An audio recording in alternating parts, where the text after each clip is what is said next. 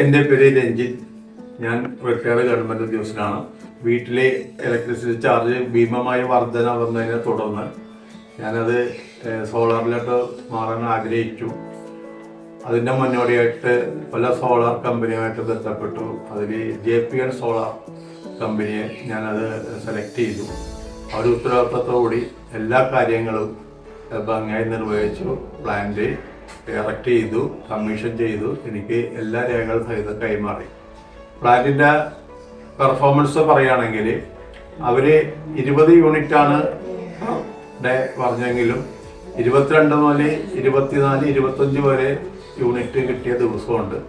അതായത് എൻ്റെ കൺസപ്ഷനേക്കാൾ ഇരട്ടി ആണ് പ്രൊഡക്ഷൻ കിട്ടുന്നത്. നമ്മൾ ഹാപ്പിയാണ്. ഒരിക്കൽ കൂടി JPN സോളാർ ഞാൻ നന്ദി.